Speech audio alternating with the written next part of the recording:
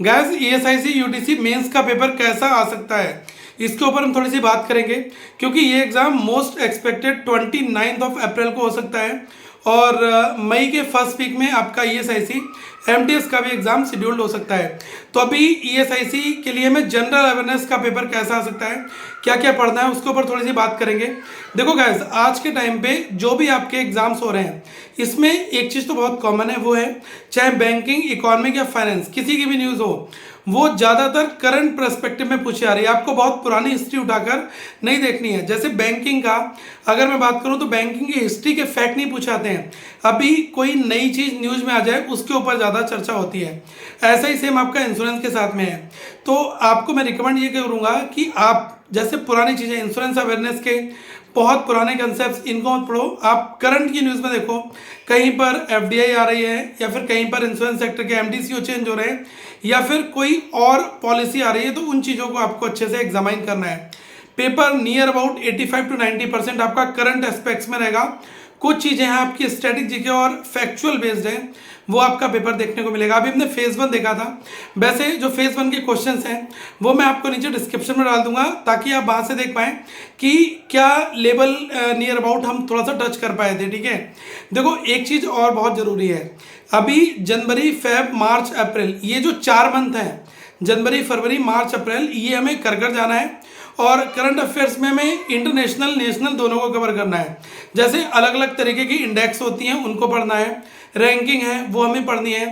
अभी अवार्ड्स दिए गए, ऑस्कर अवार्ड हो गए, इससे पहले पद्म अवार्ड्स हैं, इसको अच्छे से कर जाना है। ये सारी चीज़ें, अपॉइंटमेंट हो गया, आपको पता है कि कौन सा ब्रांड एम्बेसडर कहाँ बनाया गया, तो इन सब चीज़ों में अच्छी तरीके से हमें फोकस करना है। ठीक है, क्योंकि पेपर में ये बहुत कॉमन रहा है कि जितना करंट है वो 4-5 महीनों के अंदर में अगर आपने पढ़ रखा है तो आपको बेनिफिट देखने को मिलेगा।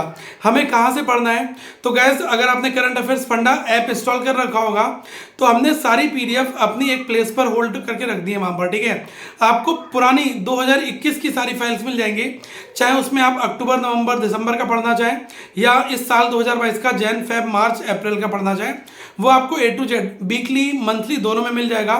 और एक चीज़ बता दूं, काफ़ी लोग बहुत ज़्यादा कंफ्यूज रहते हैं कि सर हमें ओनली एमसीक्यू पढ़ना है या डिटेल्ड पढ़ना है।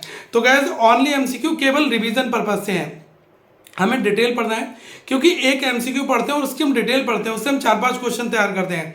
तो अगर आपने कहीं पर 100 क्वेश्चन तैयार करे तो आपने लिटरली वहाँ पर 500 क्वेश्चंस आपने तैयार कर लिए। लेकिन आप एमसीक्यू देख कर जाओगे, 2 एमसीक्यू, 1 एमसीक्यू अगर आप देखते हो तो उससे भला नहीं हो पाएगा। ठीक है, क्योंकि एमसीक्यू से केवल फैक्ट पता चलता है, लेकिन आप एक सिंगल डिटेल पढ़ते हो कि आपने कोई एमसीक्यू पढ़ा और उसके नीचे का एक्सप्लेनेशन पूरा पढ़ा है, तो उससे आपके 2-3 क्वेश्चंस तैयार हो जाते हैं। और जो डेली मॉर्निंग में सेशंस आ रहे हैं करंट अफेयर्स फंडा के, आप इसको देखो तो आपको काफ़ी हेल्प मिलेगी।